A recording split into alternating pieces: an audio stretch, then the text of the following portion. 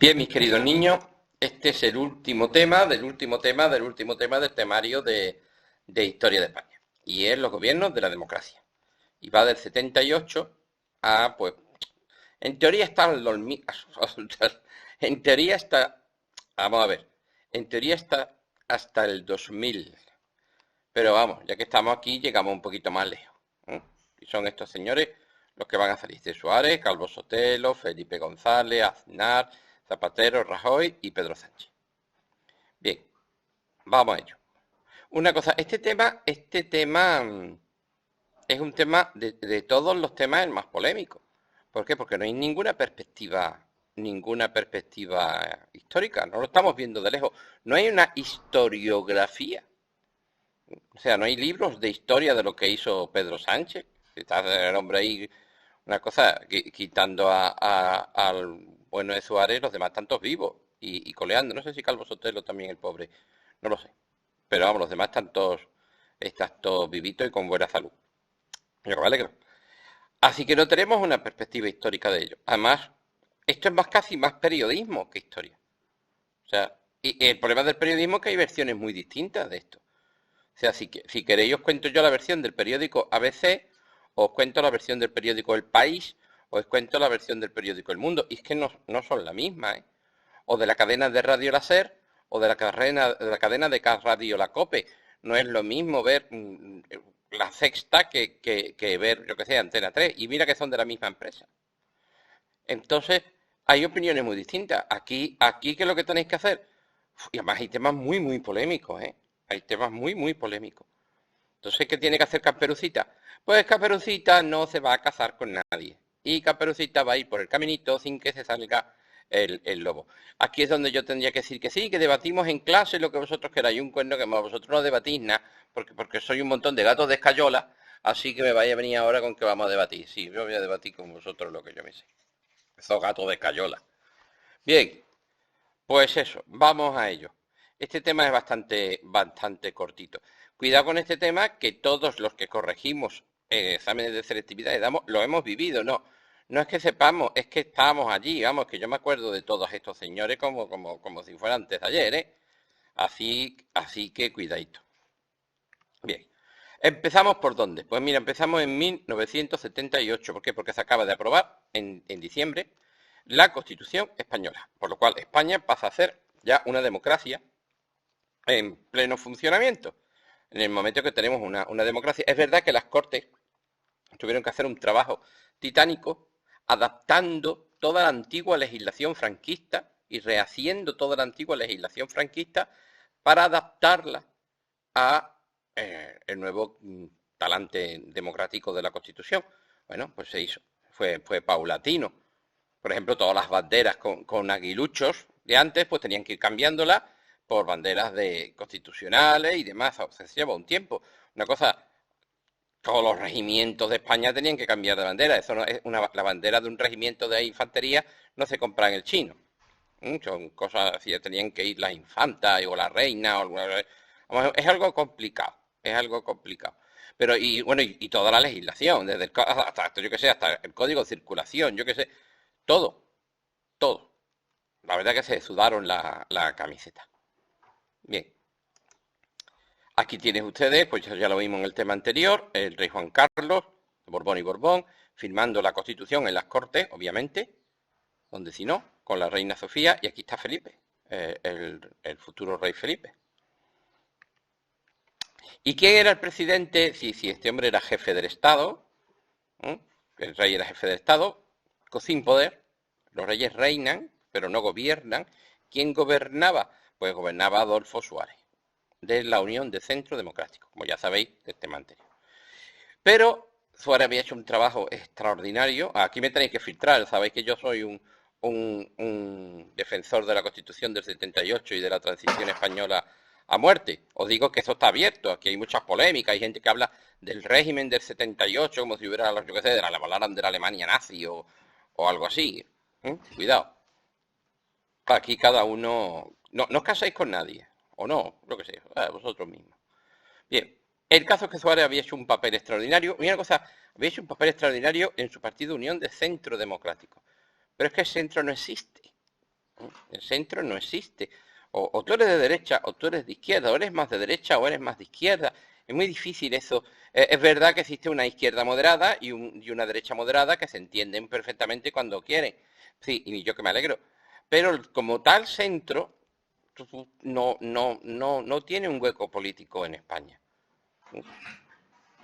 Además, Suárez cada vez tiene más problemas. Es verdad que mientras se hacía la transición, se quería un gobierno más, un gobierno, digamos, nacido del régimen de Franco. Recuerdo que Suárez era de Falange, había sido del movimiento y todo ese tipo de cosas. Cuidado. Pero eso ya está superado. Ahora España ya es una democracia de pleno derecho y tiene que empezar a funcionar como una democracia ya sin ningún tipo de vinculación con el pasado. Aunque Suárez justamente es miembro de ese pasado, que se ha cargado ese pasado. Es curioso. Bien. ¿Quién es el nuevo futuro en este año 78? ¿Por qué partido está creciendo y está teniendo cada vez más fuerza? Pues el PSOE. El PSOE de Felipe González, por ahí tendría que estar Alfonso Guerra, no saldrá en la foto porque estará aquí a la izquierda. Este es Felipe González y se ve que Felipe González ya está preparado para asumir un cambio, jamás que lo decían, el cambio, era la frase que usaban, y pasar a gobernar. Y está empezando a hacerle una oposición bastante dura a Suárez. Se alargaba Suárez, aunque una cosa, cuidado, había elecciones y volvía a ganar la Suárez, ¿eh? Porque es verdad que Suárez tenía esa fama y todavía en muchas partes de España no se atrevía a dar ese paso de que ganara la izquierda. Muchos todavía ese fantasma de la guerra civil, del Frente Popular, de, yo qué sé, de las quemas de conventos, yo qué sé, eso seguía estando ahí y le daba miedo a mucha gente. Luego se vio que pues que no se quemaron conventos ni esas cosas. Entonces tenemos a Suárez que está haciendo frente a una oposición cada vez mayor del PSOE, del Partido Socialista Obrero Español, de Felipe González y de Alfonso Guerra, el de la gafa. Además, hay un problema que en España no se ha tocado, porque en España había, cuando desde que murió Franco, había tal problema político, ¿no? De hacer la transición, ¿no? De destruir el régimen de Franco y poner una democracia en su lugar, que el otro problema se había dejado en un segundo plano, pero ya es la hora de meterle mano a ese problema. ¿Cuál es el problema? La crisis económica. Desde el 73 está ahí la crisis del petróleo.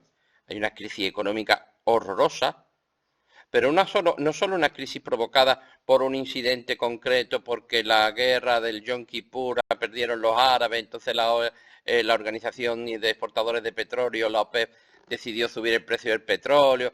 No, es que hay algo más. Hay algo más. Hay un cambio de fase en la revolución industrial. Hay un cambio de fase en la revolución industrial.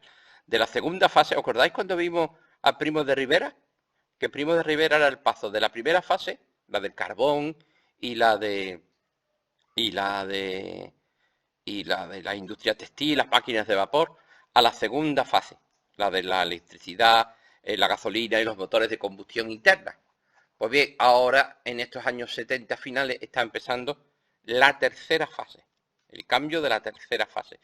¿En qué se caracteriza esta tercera fase? Pues mira, por la aparición de los ordenadores, por la aparición de una maquinaria que ya no exige estas ingentes cantidades de mano de obra de obreros, las fábricas con miles de obreros y esas cosas, eso se está perdiendo, las industrias se están deslocalizando, o sea, tú ahora si tienes que montar una fábrica de tela, de ropa en España, yo qué sé, Sara misma, Sara, pues las fábricas de Sara, unas están en España, y es verdad que las hay, pero también tiene otras que están en Singapur, o en Taiwán, o en Vietnam, o en China.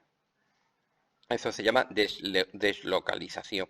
También ha habido una revolución de los transportes enorme. Antes traer materia, un sacapuntas desde China a España era una locura. Vamos, ¿quién me iba a comprar? El precio del transporte del sacapuntas duplicaba o triplicaba el precio del sacapuntas.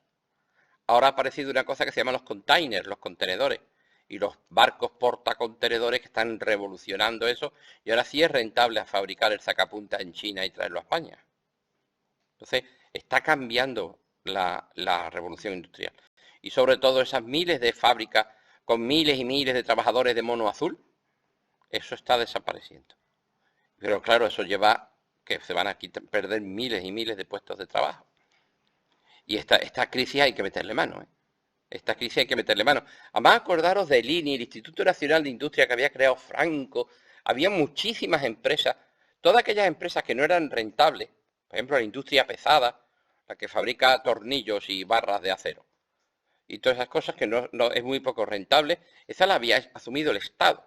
Y el Estado era un gran empresario, tenía montones de estas fábricas. Pues bien, son justamente estas fábricas las primeras que tienen que caer, porque son las típicas de la segunda fase y ahora estamos ya en la tercera. Entonces, el propio Estado tenía que desmontar un montón de sus propias grandes fábricas. Esa idea del el Estado propietario de fábricas estaba ya obsoleta. La función del Estado moderno no es nacer de empresario. Además, a Suárez se le monta otro problema, que son las autonomías. Estamos organizando el panorama. La Constitución ha dejado la puerta abierta a las autonomías. Ya se había hecho la preautonomía de Cataluña, pero ahora van saliendo todas las autonomías. Hay que rehacer el mapa de España entero. Hay que rehacer el mapa de España entero. Además, la Constitución hablaba de dos caminos para llegar a la autonomía. Había un camino rápido, el del artículo 151, y otro mucho más lento. Y entonces, por ejemplo, los catalanes, los vascos, lo que se llama la nacionalidad histórica, o sea, aquellas autonomías que ya habían tenido autonomía en la República. De hecho, Galicia también. Pues iban por el camino rápido y las demás iban a ir por el camino lento. Andalucía no quería, Andalucía quería, es la época del andalucismo, ¿no? Queríamos la autonomía para Andalucía por el camino del 151, y dice, o el 151 o ninguno, y yo qué sé. Entonces había un problema de encajar.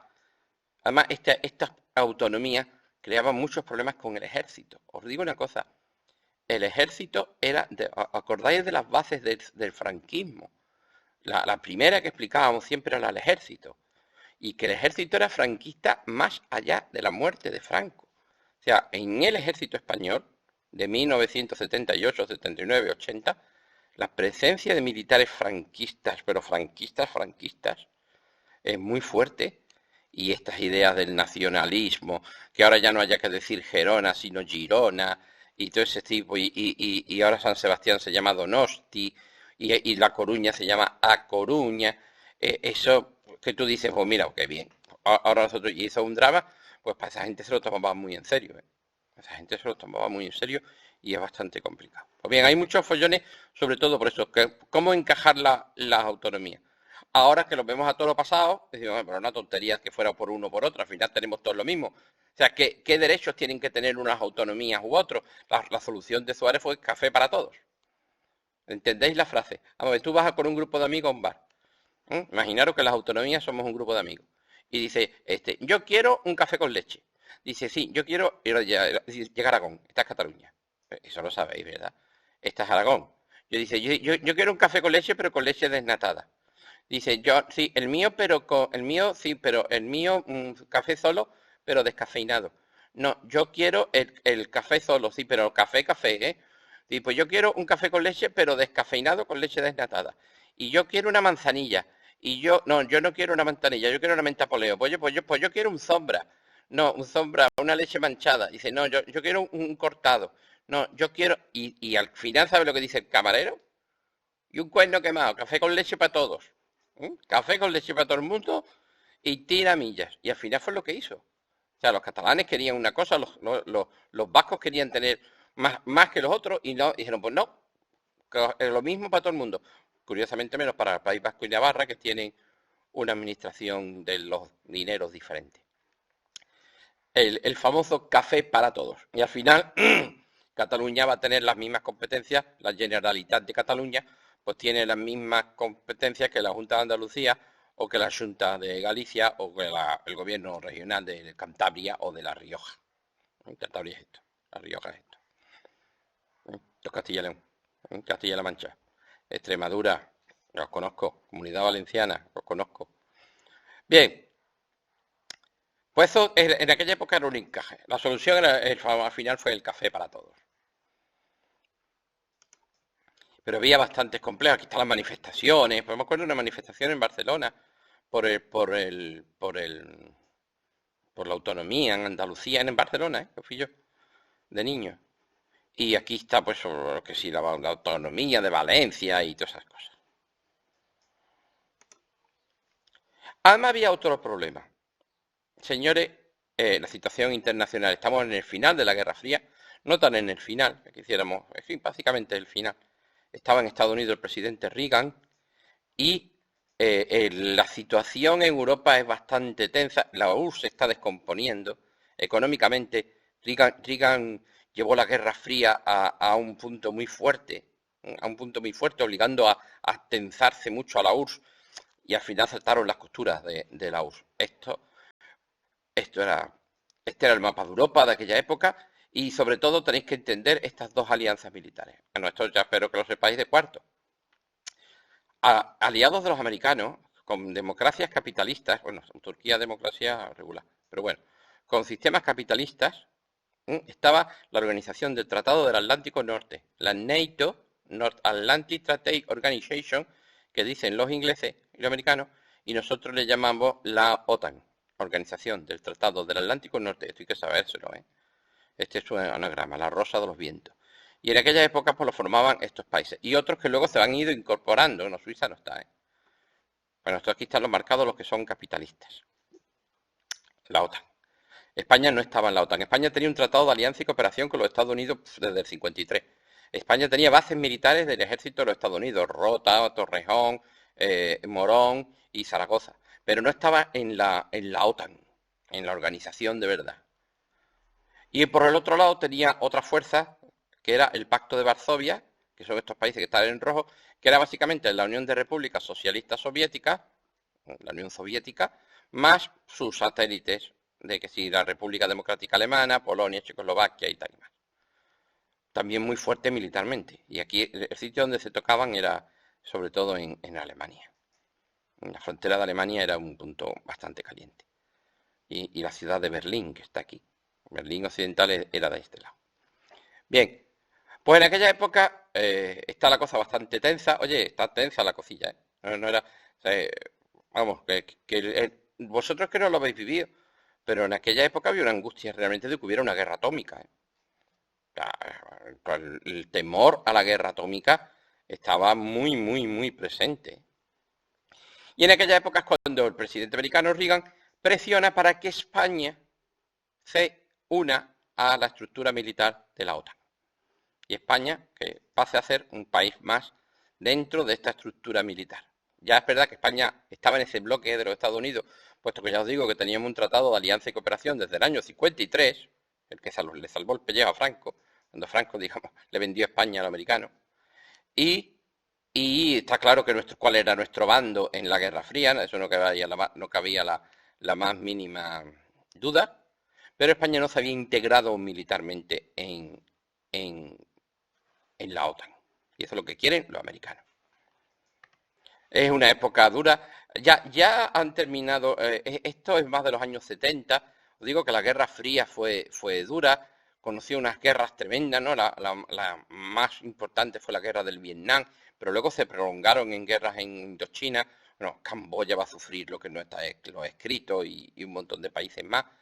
Y estas imágenes, la guerra del Vietnam fue la primera guerra televisada de la historia, y estas imágenes de los crímenes terribles y de las matanzas que de hecho están haciendo los americanos, y también el Vietcong y Vietnam del Norte, a ver si pensáis que los otros bandos eran unos ángeles, pero los americanos que eran los buenos, por ejemplo esta foto es famosísima, esta niña que corre desnuda hacia la cámara mientras su aldea arde por el napal. El napal es un producto para la guerra que se usa para chicharrar todo lo que estuviera. Esta niña no está desnuda por gusto, es que está chicharrada. Es que la ropa se le ha quemado. O sea, son imágenes realmente terribles. También hay otro foco de guerra que era, y lamentablemente sigue siéndolo, que es Oriente Medio. La aparición del Estado de Israel, la guerra de los 6 días, la guerra del Yom Kippur. Evidentemente Estados Unidos es aliado del Estado de Israel. Y entonces ahí había unas zonas de guerra tremendas, con unos conflictos tremendos. Lamento deciros que el conflicto de Israel y los palestinos y todos los demás de Oriente Medio, porque aquello Oriente Medio está todavía en carne viva, ese sigue vivo. Ya el sudeste asiático no, pero en aquella época Oriente Medio sí. Son zonas de mucho, mucho conflicto. Una cosa, a mí me dicen ahora, cuando dicen ahora que ahora hay más guerras y más miserias que antes, tenías que haber visto el año 1900, yo qué sé, 1972, 1968, o sea, aquellos fueron años 1973, aquellos eran años de guerras, ¿eh? O sea, ahora mismo es verdad que hay guerras, pero comparado con las guerras que había entonces, ahora mismo hay muchísimas menos guerras. En aquellas habían guerras, ¿eh? Guerras, y sobre todo la amenaza de una guerra mundial entre los dos bloques, entre la Unión Soviética y los Estados Unidos a las bravas, entre la OTAN y el Pacto de Varsovia. El otro bando, por el Pacto de Varsovia, que encabezaba la Unión Soviética, y para la izquierda era un mito. Lo sé yo porque yo era de izquierdas en aquella época. Y para mí la revolución cubana, el Che Guevara, Yuri Gagarin, los astronautas soviéticos, el mito de la Unión Soviética, el mito del comunismo como la patria, el paraíso del proletariado, que te lo vendían, oye, que te lo vendían y muy bien vendido. Digo que los comunistas en propaganda siempre han sido extraordinarios. ¿Eh? Por ejemplo, siempre han hecho una cosa los comunistas que era ganarse a los intelectuales, lo que ellos llaman la inteligencia, y ganarse a los intelectuales, y lo han hecho, ¿eh? Y tú veías a cualquiera que fuera, pues tuviera así un artista, no sé qué, y eran de izquierda y muy vinculados al Partido Comunista. Vamos, eso lo hacían los comunistas desde la época de entreguerras, ya los surrealistas y toda esa gente. Pues bien, este era el mito de la izquierda, que por cierto se le cae la baba a la izquierda de este lado, ¿no? A la izquierda de aquí. O sea, tú hablabas con un español, yo te lo digo, que yo era de izquierda en aquella época, y me hablaban de los kolhos de la Unión Soviética, y para mí aquello tenía que ser un paraíso, ¿eh? Eran dos paraísos, uno de naranja y otro de limón. Y entonces había ahí una imagen extraordinaria, ¿eh? Luego no era tan extraordinario. Luego estaba el muro de Berlín para que la gente no se escapara. Mira, si tú tienes que hacer un muro como este para que tu gente no se escape, es que tu sistema político es un mojón. Llegó la crisis de los balseros. Yo he visto, mira que yo admiraba a Cuba y al Che, la revolución cubana era para mí lo más grande. Hasta que vi cómo la gente huía de Cuba, pues esto, en hidropedales y en balsas hechas con cachos de corcho blanco, yo qué sé. O la invasión, la primavera de Praga, ¿no? Cuando los checos intentaron pasarse a la democracia y se encontraron con esto, se encontraron con la presencia de los tanques soviéticos. Entonces, ese paraíso que te vendían, que había mucho nostálgico de esto aquí, en este tema no se os ocurra meteros, ¿eh? ¿No? Pero vaya con un nostálgico del muro de Berlín y os machaque. ¿No? A mí se me nota que yo ya estoy de vuelta de todo esto. Pero aquel lado del muro tenía tres pechas, ¿eh? La propaganda la hacían preciosa, ¿eh? Te digo una cosa, para mí un Zobhof y un Kolhoz y la economía planificada, y eso era lo más grande. Todavía hay cosas que me gustan, pero no, eran unas tiranías increíbles. Luego llegó Solzhenitsyn, escribió Archipiélago Gulag. Si tenéis alguna duda, os leéis Archipiélago Gulag de Solzhenitsyn, premio Nobel de literatura, ¿eh? Si tenéis agallas para leerlo, porque no es un libro, vamos, que no es El Señor de los Anillos, no es alegre, ¿eh? Vamos, tampoco es que el Señor de los Anillos sea una pecharra y una comedia, pero es durito no, es duro que de narices, el Archipiélago Gulag. Pero vamos, si sois de izquierda os lo recomiendo. Escrito por un ruso que salió del Gulag. Las Gulag son las cárceles rusas. Bien, pues entonces os digo que los americanos quieren que España entre en la OTAN. ¿Y cómo reacciona la izquierda? ¿Cómo estoy diciendo del PSOE, el Partido Comunista y toda la izquierda española? Pues vamos, el infierno.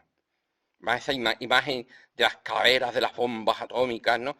Para los Estados Unidos, para la izquierda, hay un antiamericanismo tremendo, un odio a los Estados Unidos como la tiranía más grande del mundo, y por supuesto ni OTAN no, ni bases fuera, y que no, y que nada de meternos en la OTAN, y que una fuerza, o sea, para la izquierda la OTAN era el demonio. Y entrar en la OTAN, que España entrara en la OTAN, vamos, no bajo ningún concepto, no solo OTAN, sino las bases de los americanos fuera de España y todas esas cosas. Estas imágenes de las calaveras y del miedo, los hongos atómicos y esas cosas, era la imagen típica de cualquier manifestación de izquierda de mi juventud. Suárez no quiere que España entre en la OTAN. Él no quiere que España, no es atlantista. A los tíos que les gusta la OTAN se les llama atlantista porque la OTAN se llama Organización del Atlántico Norte. La Organización del Atlántico Norte, Organización del Tratado del Atlántico Norte. Entonces, por eso, Suárez no quería que España entrara en la OTAN. Entonces, hay mucha presión porque España entre en la OTAN y Suárez es una especie como de tapón, que él considera que la izquierda se va a salir de madre si nos metemos en la OTAN. Al final tampoco, pero bueno. Incluso, de hecho, una cosa, Suárez está perdiendo el apoyo del rey. El rey ya considera que Suárez ha hecho ya su trabajo, el rey sí considera que España tiene que entrar en la OTAN y que tendría que haber un cambio en el gobierno. Por si esto estuviera la cosa tranquila, pues ETA, Euskadi Askatasuna, matando gente pues a punta pala. Gracias, estos son los chicos que siempre han ayudado a la democracia en España. Muchas gracias a todos. No voy a opinar mi opinión sobre ETA, porque no quiero decir palabrotas en un vídeo que luego va a internet y no está bonito. Estos son los llamados años de plomo. Fijaros una cosa, es aprobar la Constitución y llega la democracia a España. Aquí ETA podría decirse que ETA estaba luchando contra Franco, pero aquí ya no hay Franco. Aquí está ya la Constitución y mirad cómo son los años de plomo matando a punta pala. ETA ni se entera de que hay una democracia. Ellos siguen con su paranoia. ETA era una mezcla entre ideas de la extrema izquierda ultracomunista mezclado con el nacionalismo más rancio y de los jesuitas que te puedes imaginar. Vamos, en mi opinión ETA es una mutación, es una especie de quimera, de monstruo. Y todavía sigue gente que le gusta, ¿eh? Todavía hay gente que las aplaude y todavía hay grupos políticos que están con ellos, cuidado. No voy a hablar tampoco de esto porque no está bonito que yo diga palabras. Pero esta época yo la he vivido y no, esta no tiene perdón de Dios, vamos. Estas son las imágenes de mi infancia y de mi adolescencia en el telediario, ¿eh? Bombas y asesinatos y este emblema de ETA, Euskadi Askatasuna, y matanzas, y pusieron una bomba en Hipercor, en el parking de Hipercor, por Dios, en las casas cuarteles matando niños, vamos, horroroso. Y sobre todo matando muchos militares. Esta imagen de los entierros de guardias civiles y de militares todos los días, evidentemente a Suárez le decían de todo. Os digo que entre la Guardia Civil y entre en el Ejército hay muchísimo elemento franquista duro y lo ven como una traición de Suárez. Y entonces empieza a haber ruido de sables. ¿Qué ruido de sables? Peligro de un golpe de Estado. De que estas fuerzas del franquismo que siguen vivas en el ejército den un golpe de Estado. Hay que reconocer a este tío, Tejero, Antonio Tejero Molina. Ya hubo un amago, la Operación Galaxia, se llama así por el nombre de una cafetería. Vamos a decir, complot militar en eso, estamos ya en el 78. Las imágenes del periódico es lo de los complots militares, ETA matando gente, la visita de los reyes a México, fue cuando España hizo las paces con México, por fin. Y por supuesto el homenaje a Franco que habían pasado, pues eso, tercer aniversario de su muerte, parezca mentira. Nada más que 3 años, ¿eh? Parecía que había muerto hacía 2 siglos. Esto hace que Suárez esté cada vez más solo, entre el ruido de sables por un lado, el peligro de que la ultraderecha y los militares den un golpe de Estado, la izquierda que está rabiosa con lo de la OTAN, que no quieren OTAN ni loco, Felipe González que está ya preparándose para ocupar su asiento, la crisis económica que hay que desmontar no sé cuántas mil fábricas del Estado, que ya están obsoletas. Oye, es verdad que estaban obsoletas. Lo siento, pero que cambia la fase de la revolución industrial. El encaje de las autonomías unas con otras. Esto era un follón y encima pierde el apoyo del rey. Se habla ya de... Pero cuidado, seguía ganando las últimas elecciones, las volvió a ganar Suárez. Nadie pensaba que iba a ganarlas, pues las volvió a ganar. Pero ya se ve que Suárez tiene que, digamos que va a ir fuera. Sobre todo cuando ya pierde el apoyo del rey. Y se está preparando su relevo. No quieren que haya nuevas elecciones, porque si hay nuevas elecciones va a ganar Felipe González. Entonces no quieren que haya nuevas elecciones hasta que se solucione lo de la OTAN. Y si España entre en la OTAN. ¿Os acordáis que los americanos presionaban para que España entrara en la OTAN, pero que Suárez no quería? Pues entonces, ¿qué hacemos?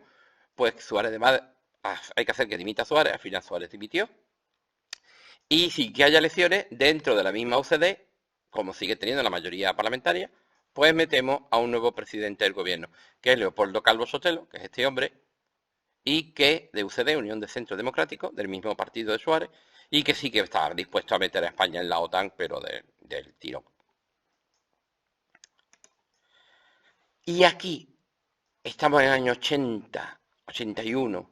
Aquí es donde los militares van a armarla. Y va a haber un follón gordísimo. Y aquí es donde interviene. Este es una cosa. Espera, espera, aquí paramos. Vamos a parar el vídeo este y seguimos luego. Porque esto se merece un vídeo tal solo. ¿Vale? Ah, hasta ahora.